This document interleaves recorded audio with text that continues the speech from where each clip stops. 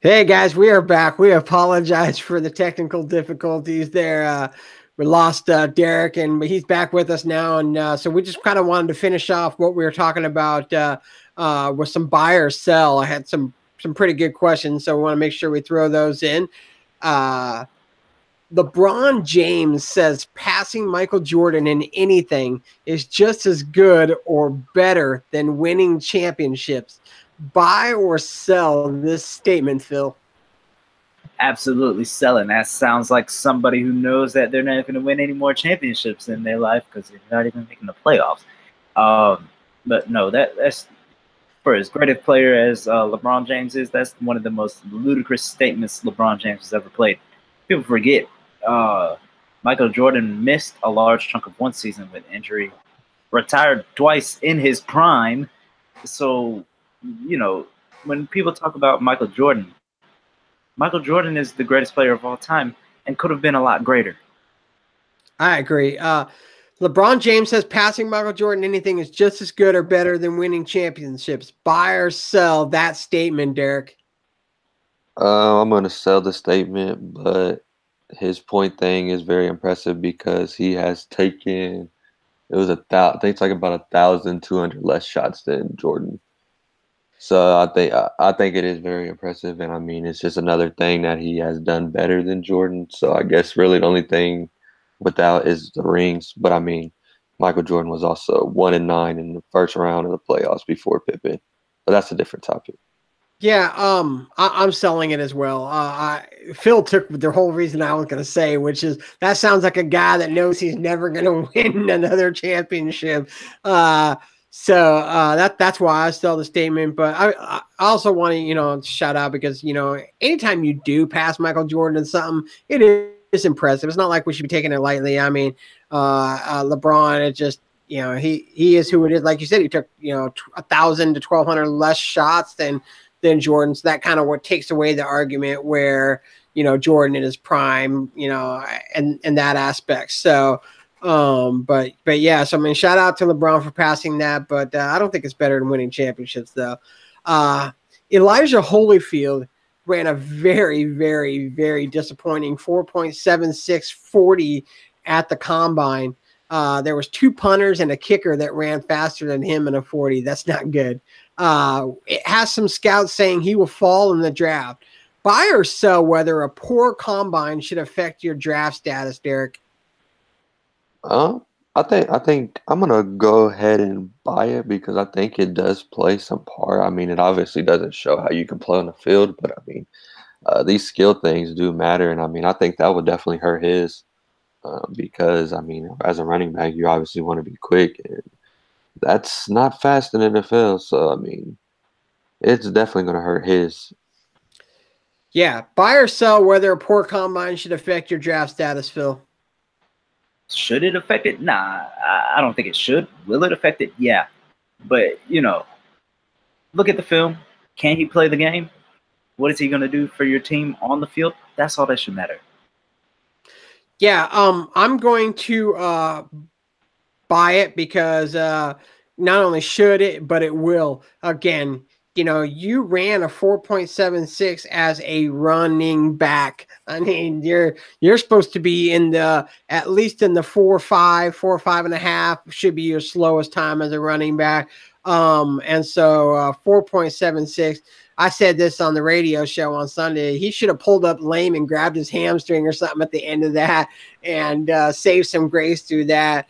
But shout out to the Georgia Bulldogs staff and people on Twitter quickly doing damage control with the same things you just said, Phil, where they quickly said, hey, look at his power game to go along with the speed. He breaks tackles really well. And a lot of, really good runners may not have that burst of speed at the beginning, but they turn on speed at the end, which I think that Elijah Holyfield can show as well.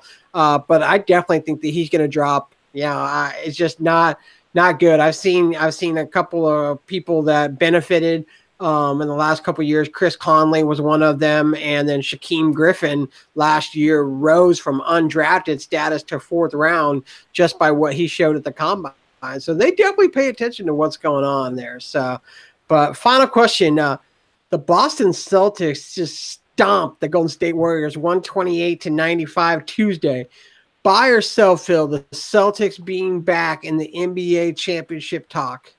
Sell. They'll lose to whoever they play tomorrow. Let's see. I bet it's somebody bad. Whatever bad team they play next, they're gonna lose to them. I know they almost choked their last game. Hayward almost chokes the game off, but they managed to survive with I think a 1-point win. But Hayward tried to choke everything. He redeemed himself. He made the game winner. Oh, they played. Never mind. I take it back. They play the Lakers Saturday night. So yeah, they're gonna win that. They're gonna win that. So you buying or selling the Celtics being back in the NBA championship talk, Derek? I am going to sell. Kyrie is not fully there. The chemistry is off, and the Bucks are playing their best basketball and look to continue to get better throughout the season. So, yeah, I'm selling. They aren't even going to beat Philly in the first round if that's who they face. So they hurt themselves so bad by the disastrous first half that they had. They would have to just show a heck of a lot more than one win against Golden State, who clearly doesn't care about regular season. I mean, so I don't, I'm sure they don't want to get beat by, that much. And there is some internal things going on with, them trying to cause controversy between Kerr and Kevin Durant. So, I just can't buy it. I mean, it's just the Celtics have been Celticing all year long, so I'm not putting them in the NBA championship talk quite yet. So, Phil, who you got for shout outs, bud? Shout out to everybody listening. Definitely shout out the 3 people who have come back to listen again. We definitely appreciate y'all. Make sure thanks for sticking with us week in, week out. I know we have a lot of technical issues from time to time. We really appreciate your support. Thank you to everyone on the site who really grinds week in and week out.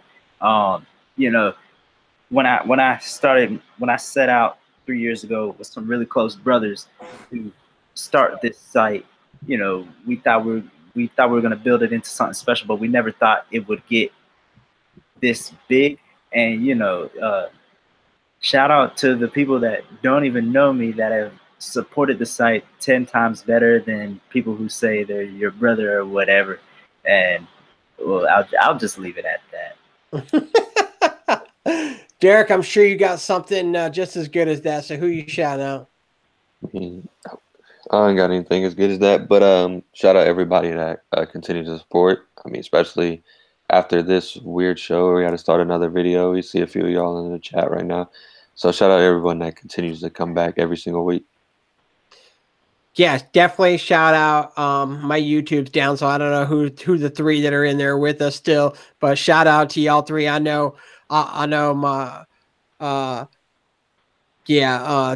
my boy Dougie, he in there, I guarantee you. So I just talked to him. I just talked to him on Twitter earlier, and he got a T-shirt coming his way just for because we appreciate the support like that. So I definitely got a T-shirt coming his way.